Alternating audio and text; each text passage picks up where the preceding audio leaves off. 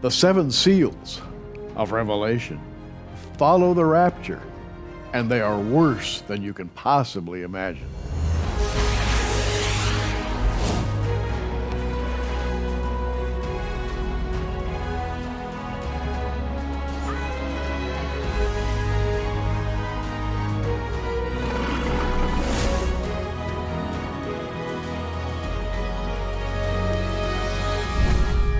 And here to talk about the 7 seals, and by the way, I'm holding Billy Crone's book called The Seals. Billy, it's great to have you back at Prophecy Watcher. Thanks again for having me, Gary. It's always great. You know, we've spoken once before about your book, your new book, on the seals of Revelation, but we sort of took the broad brush. Yeah. We didn't talk much about the details of the Yeah. seals. And the thing that makes your book distinctive to me is that I think of all the books that I've ever read about the seals of Revelation, yours is far and away the most detailed. I mean, you chase down each and every allusion or detail or fact to the point that it's almost microscopic. Yeah. So you are to be congratulated. Well, hey, that's the Lord, Gary, and that's what we wanted to do. That was our mindset. Let's just not deal with it. Let's not just gloss over it. Let's literally go line by line, verse by verse, oftentimes word by word, and bring out in its fullness what is God trying to get across to us in this first half of the 7-year tribulation. And it is absolutely horrific. Number one, for people to say that this is man's wrath or Satan's wrath is ridiculous, ludicrous, and I'll say this word, blasphemous, number one. But also, we have a tendency to downplay this first half, like, it's not really that much to be concerned about. And yes, the second half is worse. That's why it's called the Great Tribulation. But man, when you see what's going on in this first half, you don't want to be in either one. And so we literally went line by line. Let's see what's going on here. Gary, this is absolutely horrific. I keep using that word because it literally is. It's like a horror flick. In fact, remember back in the day, in the Christian circles, the Frank Peretti novels? Oh, yeah. Remember that? I do. And people got into that. It's like, ooh, that's all kind of creepy. It's these kind of, what's going on with spiritual warfare and demons and, a lot of fiction. Oh, well, yes. This is not fiction. This is real. This is fact. But it reads like a horror flick when you start peeling behind the layers of what's really coming to the planet just in the first half. Well, let's take Revelation 6, verse 1. And I saw when the Lamb opened one of the seals, that would be the first of the seals. Yeah. And I heard, as it were, the noise of thunder, one of the 4 beasts saying, "Come and see." Now, it says beast in the King James, but it's one of the throne guardians of God, the cherubim. Right. And I saw, and behold, a white horse, and he that sat on him had a bow. Now, I'm going to stop right there. Yeah. The word bow. In your book, you have chased down the word bow. I mean, completely. You've gone at it from every direction. Yeah. What is this bow? What does it really mean? Well, I believe that it's twofold, certainly, in what's going on here. Traditionally, people will say that the bow, it doesn't mention arrows, so this is basically dealing with the Antichrist arriving on the scene with a false peace. And I do believe that.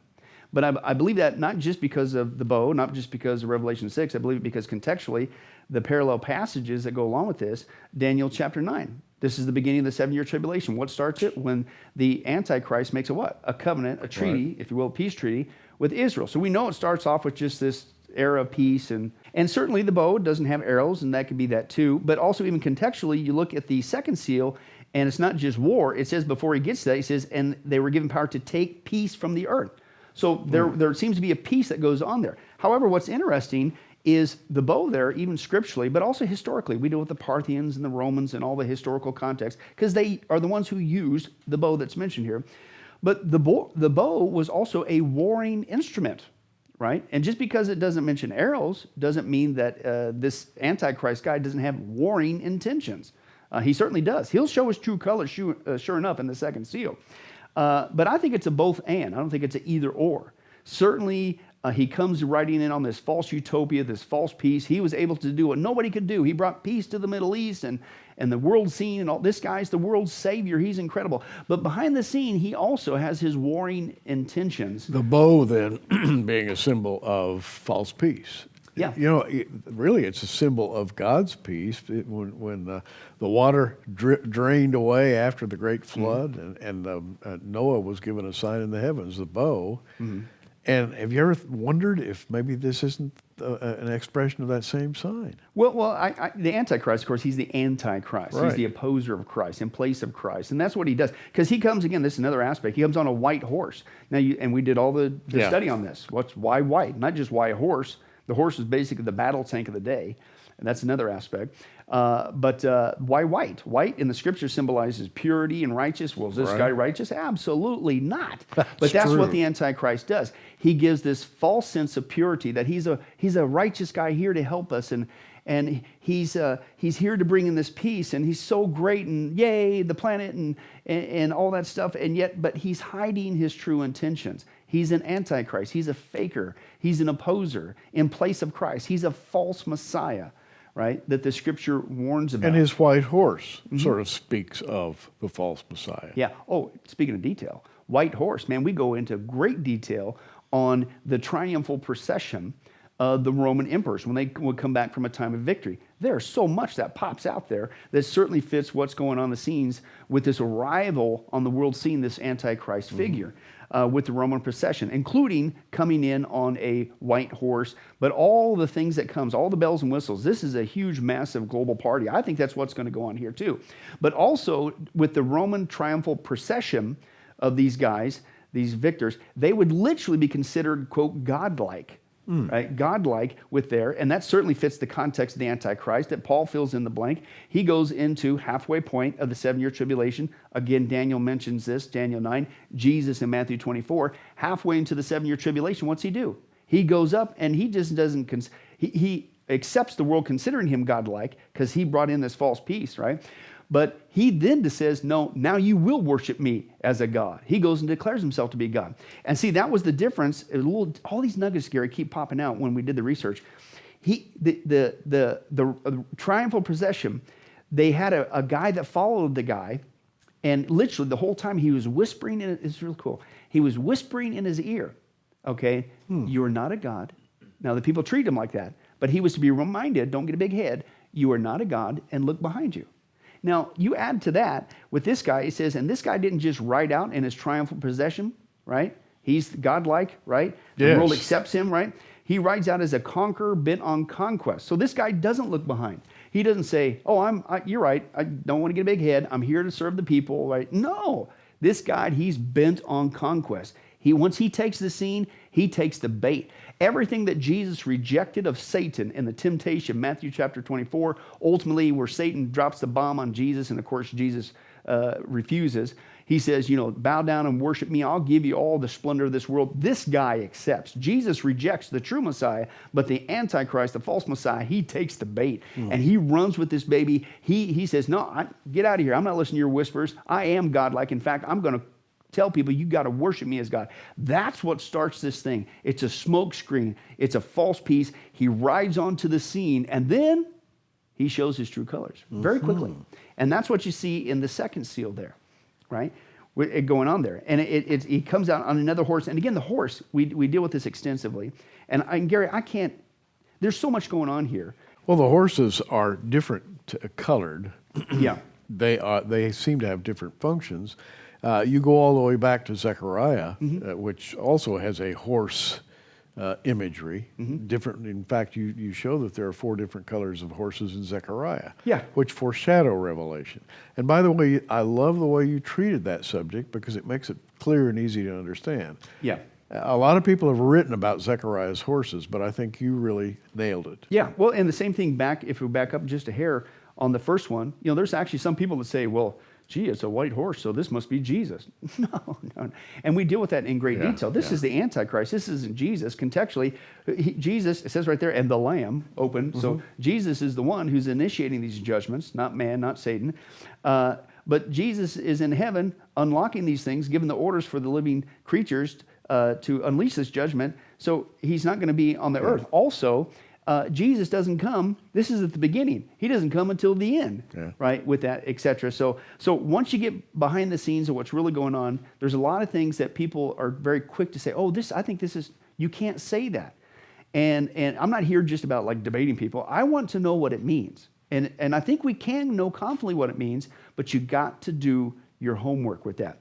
But again, the second seal, the false peace, It doesn't last long. Now, it's all conjecture. We don't know how long, but we know it can't last that long because it is taken away there in the second seal. Peace is gone. Now, contextually, this is the seals. All the seals are in the first half of the 7-year tribulation. So here we are just in the second seal. So how long does this false peace last? A couple months? A year? We don't know, but it ain't that long. We can be confident about that. Yeah. But it says here, listen to this, Gary. Again, people want to downplay the first half like, it's not too bad.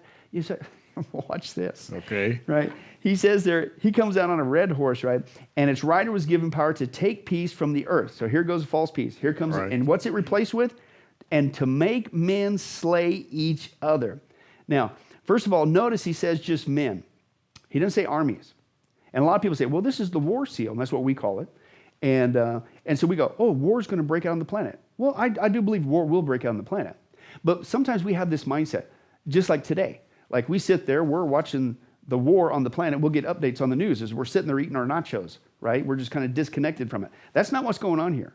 There is no disconnect. This is going to involve the whole planet. He didn't say armies slay each other. He says men. Mankind is literally going to slay each other. Now, the word there, slay, is sphadzo, and it means to literally not just butcher, it means to violently butcher. And then he says to him was given a large sword, megas makara. Okay, that sword was a precision instrument that was used for cutting up flesh. So you put all this together, and again, Gary, there's so much more in the book. I'm just hitting the highlights here. Yeah, We go I in know. massive I've read the book. detail on this, but real quick. Yeah. What's the scene that goes on here? All of a sudden, this false utopia. Oh, the Antichrist, he's the greatest guy since sliced bread. He's wonderful. He's our savior, right? Next thing you know, the next judgment from God, the Lamb opens up the next seal. And what happens? The whole planet literally erupts in this murderous spirit. They literally begin to butcher one another. Not just armies against armies, Americans, if you will, against Americans, British against British, Russians against Russians, Chinese against Chinese. You're sitting at a restaurant, and next thing you know, it erupts and people start killing each other. You make it out into the street, and it's just people are shooting each other. It's civil war all over the place. Gary, the scene is so horrific of what's really going on here. And this is just the second seal. And again, you know, it's interesting, red, that when the great armies of the world call themselves red armies. There's a red army in China, red army in Russia. Yeah. And we know what that means. Yeah. Yeah. Oh, and believe you me, because again, we went line by line, verse by verse, literally word by word oftentimes. And so we did a whole scriptural study on red. And when you take a look at that, it's not good. It is not good. It's a bloody, Right. murderous scene that is erupting where you can't, the people on the planet this time, you can't distance yourself from this seal. You can't sit there and be watching TV. Wow, it's pretty bad over there. It involves the whole planet. Wow. And it is a butcherous scene. Now, then you get to the third seal, right? And again, by the way, we talked about this before. Notice how every single seal is opened up by who? Every single one. The Lord. The Lord. In fact, he's the only one who can open the seal. Exactly. Nobody else in the entire universe is qualified. Right, which tells you where's this coming from. This ain't from man. Man's not instituting these disasters. This is the judgment of God. This ain't coming from Satan. This is coming from the Lamb. And God is being repetitious about it. And that's the biblical interpretation rule. Anything you see in the Bible that's repeated, right? Yeah. It's not just that God is holy. He is what? He is holy. He is holy. He is holy. Now, all his attributes are important. But for some reason, God really wants us to make sure that we understand he is holy. I think I understand why. Because his holiness explains a lot for us, right? And so here we see, not just once, not just twice, every single seal, 7 for 7, God says in the first half, the Lamb, God is the one who is instituting these judgments. This is not man, this is not Satan. But next what he says is this. And then comes this black horse, right? And basically you got famine conditions. That's why we call it the famine seal. And we know that contextually, right? And then it gets so bad at this point, and still we're in the first half. We're still in the first part of the first half of the 7-year tribulation, and food gets doled out on a scale. And again, he says there, basically you get a quart of wheat for a day's wages, 3 quarts of barley for a day's wages. Don't damage the oil and the wine, right? And so basically you got famine conditions. It's so bad that you have to work a whole day, denarius, basically a day's wages, for what? 1 quart of wheat, which basically could subsist one person, or you get 3 quarts of barley. Barley was basically animal food, right? Right. So if you had a family, right, you could opt out working all day long. It's like feed your family some dog food. Okay, it's just very horrible conditions. And then it says, don't damage the oil and the wine. I don't have time to get in this. We get into this, Gary, again, And very deep. I know, by the way, how you do because I've read that section. Yeah. And I was just really impressed by the detail. Yeah. When you talk about a bow or a crown, I mean, you go paragraphs on what is this crown. Yeah. Or a bow, you go paragraphs, page after page. Right. Or what does the color red mean? You go many pages. I mean, the details. What does black mean, by the way? Yeah, well, it's death, destruction, mourning. We wear black at funerals. This is a funeral scene. It's not good. It's horrible. And basically, back to this famine, we take a look at even modern day famines. We to set the scene. What's it going to look like, right, when this global famine hits? So we took a look at some famines in China, even recent ones when the communists took over. Most people don't realize that was a horrific famine. We even went back to the siege of Leningrad, right? And what happened to the people after that war? Because this follows the war in the second seal. What was the conditions? How did people try to survive? And Gary, one of the things, and we deal with this in great detail, but to set a visual, basically you got the zombie apocalypse coming to planet Earth at this time. Let me explain. I'm not saying literal zombies, but basically the famine conditions historically, it's going to be amplified even more here. It's not just people are trying to survive with food and all this stuff, but we bring this out. Historical famines is so bad, Gary, listen to this. People historically, they eat anything they can get their hands on. And I'm talking cats, dogs, rats, mice, rodents, insects, until those are completely gone. Tree bark. Then they go and they strip the tree bark. They eat tree bark, leather, sawdust, anything. Then when that's gone, every single time when we were dealing with this, they resort to cannibalism. And it's just horrid. And you know it's going to happen again, right, here on this scale, except it's on a scale. And they would literally, mothers, it's horrible. Why people would downplay this first half is beyond me. Mothers would strangle their own children just to feed the rest of the children their food, but it's their own child. It gets so bad. People do horrible things in times of famine. The people, they would literally, they would dig up corpses. Their neighbors would die. Their neighbors would dig them up so they could feed their family. They were literally eating dead bodies, cannibalism, and you know it's going to be on a massive scale. And again, contextually, that's what goes on in famines, in war, with the restraining influence in place. And how far into the tribulation do you think we are by this time? You're just getting started, frankly. Just the early years. The early starts of this, yeah, because again, that peace doesn't last very long. Here comes this murderous spirit all over the planet, right? Next thing you know, guess what? You reap what you sow. You just destroyed the infrastructure and things of that nature. You got this global famine going on. And so and again, let me make this point, Gary. The whole time I'm going through this, oh, by the way, the church is gone, left prior to all this, beginning in the 7-year tribulation. The restraining influence is gone. And if this is what people will do in a famine today with the restraining influence still here, right, Gary, it's going to be infinitely worse. It is an absolutely horrific, macabre scene. But then, again, we got to keep going. The fourth seal, what's he say? Here comes another one. The Lamb again opens this up. Here comes the living creature, gives the order. This is not man. This is not Satan. And here comes who? Listen to this guy. Chloros, death. Right? It's a palish green. It's like the first stages of death, and it's very fitting because at this point, it's death from here on out, man. Yeah. Now, I have to say, much has been said about the color. Yeah. Pale green, the color of death. But you really go farther than I've ever seen anyone go on that color. Yeah. I mean, let's face it, folks. It would take maybe an hour or two to read about what you have written about this color. Yeah. Yeah, no, and again, we're not saying to toot my horn or anything of that nature. We want it to be exhaustive. What is God? Because God wrote it here. He wants us to know, right? And if anything, let me dovetail a little bit. The Christian, well, why do I need to know about the seals? We're not going to be there. We're going to be raptured out. Well, you need to know because one, if anything, this should add some serious impetus for you to you don't even want your worst enemy to be in this time frame. But when you realize what's going on here in the first half, you wouldn't want your worst enemy in here. You realize that we got to get busy sharing the gospel. That's actually one of the blessings of this seal studies is it gets us to get serious about sharing the gospel. But you go back here and it's this pale horse, the beginning stages of death, and it certainly fits the context. There's a reason why God says that's the color of that horse. But he's got a rider. His name is Death, Thanatos, Hades, the grave, right? And I don't have time to get into this, but basically the picture that's going on here in the Greek is as fast as death, people die. Hades is there scooping them up. It's like this death assembly line is what's going on here. They die, Hades picks them up, chucks them into hell. Die, go to hell. Die, go to hell. Die, go to hell. It's very, very macabre scene that's going on here. And then he tells us, well, how do these people die? Now, the word there that's kill is different. It's not sphadzo, it's not the butcher, it's apakteno, right? And it means to kill in any way whatsoever, right? And then he fills in the blank. How do they? Unrestrained killing. Yeah. And how does that happen? Well, he tells us it's by sword, which is a different sword than the other one mentioned, famine, and plague, and by the wild beasts of the earth. And so we took a look at that. Again, you got the famine, the sword, you got the war that's going on, but you got two new aspects here, the plague, pestilence, right, and the wild beasts.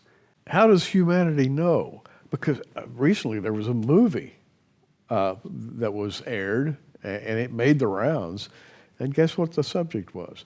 When the natural world goes wild and beasts rampage through the cities and start eating human beings. Now, what gave people the idea to make that movie? Maybe they're reading Revelation 6, go figure. Because Gary, that's exactly on top of this. And again, I'm skipping over a bunch because we don't have time to go through all that. You can get it in the study. But imagine, that's really what's going to happen to the planet. Right? Now, people say, oh, we don't have to worry about wild animals. They're all in zoos. Well, yeah, imagine the animals get out of the zoo. Right? And guess what? They're not the only ones going to be, humans aren't the only ones going to be hungry in this famine. So are the animals. Yeah. Right? And it's really going to happen. And I can do the statistics on that. I forget how many hundreds and hundreds and hundreds of zoos are all over the planet. Now imagine all those busting open. Right? Now add to that, again, don't have time to get into this, but what's the environmentalist dream? Even here in America. Right? Something called the Biodiversity Treaty, most people haven't even heard of, but they basically want to return America back into this nature, wild nature, and people only get to live in certain cities and all that stuff. Sounds crazy, but that's what's going on. So they're repopulating wolves in the wild and all this stuff. They're bringing back all these wild beasts and stuff. Hey, one day they're going to turn on you, and they're going to be a part of God's judgment, right? And that goes back to the text in Amos chapter 5. It's like, you're running away from a lion. Guess what? Next thing you know, you turn around, a bear gets you. And then he says, you finally make it into a house, you put your hand on the wall, a snake bites you. And that's the same thing that's going on here. It is. There's no place to hide. And then, of course, he says plague, pestilence, things of that nature. Okay, but then again, the restraining influence is gone. I've thought about this, Gary. Certainly you're going to have plagues and pestilence after this war and after this famine. Disease always follows that. However, the restraining influence is gone. I think that even chemical warfare could be used at this time because there's no restraint. And they're going to pull out all the stops. You're listening to Pastor Billy Crone. By the way, Billy's going to be speaking at our Prophecy Forum October 12th through 14th this fall, and I'm sure you'll have a lot to say. Yeah, absolutely. Hi, Gary Stearman with a very special announcement from Prophecy Watchers. Bob Ulrich, we've got a lot to talk about. We do. It's an exciting time to be alive as the prophecies of the Bible come to pass right before our eyes. Have a big conference coming up, October 12th through 14th.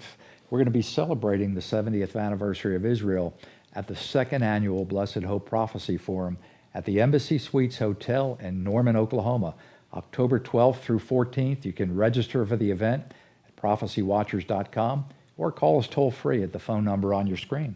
And Bob, we have the top speakers in the world of Bible prophecy. A conference like no other. 32 speakers: L.A. Marzulli, Bill Salas, Jan Markell, David Reagan, Mark Hitchcock, Terry James. The names just go on and on. 32 speakers in one event. Not much time. You need to register now. Gary Stearman for Prophecy Watchers saying, see you there. Now, when last we covered this subject on the fourth seal, you mentioned that about 2 billion people would be killed. The figure given here would roughly amount to 2 billion people. That's a lot of people. Yeah, and again, you're still in the first half of the 7-year tribulation. Do the math. If this were to happen today, right? Obviously, we're not in the 7-year tribulation today, but to use the statistics, Gary, that's about 2 billion people. You take 1/4 of the earth, that's about 2 billion people. And again, why people would downplay this is beyond me, right? This is horrific. You don't want to be in the first or the second half. You don't want to be in any of the 7-year tribulation. And what is being spoken about here, frankly, honestly, should scare you. If you're not saved, it should scare you straight to Christ. If you are saved, it should motivate you to get busy sharing Christ with the lost. Now, I want to talk about your book for a moment, and then I'd like to come back and look at the fifth seal as we go out today. We don't have enough time. This book requires a lot of time because it's got a lot of detail, a lot more detail in the seals than you would think. The Seals by Pastor Billy Crone, the book we're offering for $25. Here I have the DVD, which, did you say 21 hours? 21 hours on that documentary. On 10 DVDs, and that we'll send to you for a gift of $60. Both of them together for a gift of $150, including your previous book called The Rapture and your previous DVD set called The Rapture. So part one of what you've been doing is The Rapture. We're looking at part two right now. And for a gift of $150, free shipping anywhere in the U.S., we'll send you all 4 items in what we're calling the Panoramic Prophecy Package. A little alliteration there. But all kidding aside, when Billy researches something, he researches something. The details are all right there. And I think your main point is this. You don't want to be in the first half of the tribulation under any circumstances. It's not an easy time. It's not a time when the church can slip through there and just pray to Jesus and everything will be all right. It's not like that at all. Yeah, the church can't be there because this is so verbatim. God says this is coming from Him, the Lamb, the Lamb, the Lamb, the Lamb, every single time. And we're not appointed unto God's wrath, number one. Number two, when you peel back at the layers of what's going on here, Gary, this is absolutely horrific. Again, yes, the second half is worse, but this first half is no cakewalk. And again, even for those, I'm going to survive, and just hang on, but you ain't going to make it. This global effects, global murder, global famine, global death, global martyrdom. Nobody's going to escape. And speaking of global martyrdom, in the fifth seal, the saints under the altar cry out, "How long, O Lord?" And it's with great passion. We talked about that on our last broadcast. And then comes the sixth seal, in which all the restraints are loosed. And here we have the revealing of a little secret, namely that all the kings of the earth, all the great leaders, the wealthy men, the academics, they all suddenly realize, oh my goodness, this is what everybody's been talking about. Yeah, they finally acknowledge what's been going on the whole time. This is the wrath of God. Hide us from Him who sits on the throne, from the wrath of the Lamb. They'll admit this is coming from God. But what's interesting is, what do? What's the response? It's a sad state of affairs for humanity. They don't repent. They don't get right with God. They actually call to the mountains and rocks to hide. They try to hide out from God. And that's a whole other aspect, Gary, we don't have time to get into. But right now, the militaries around the world, the rich around the world, the average Joe around the world, what are they doing? They're building these bunkers. They're trying to hide out, and the holes in the ground and all this stuff. And it's like, are these people that are doing this right now the people that are spoken of here in this judgment from God in the first half? Could be. Billy has the book, the DVD set, all that you've been hearing, and much, much, much more, because we just don't have the time. I wish we did. It's always fun to talk with you, Billy, but more than that, it's edifying, and I really appreciate the conversation. Thanks for coming. You betcha. Thanks again for having me, Gary. I'm Gary Stearman. Hey, you keep watching. We are. Thanks for joining us on Prophecy Watchers. You can find us on the web at prophecywatchers.com, where you can sign up for our free email newsletter. In the meantime, keep watching, everybody, and we'll see you soon.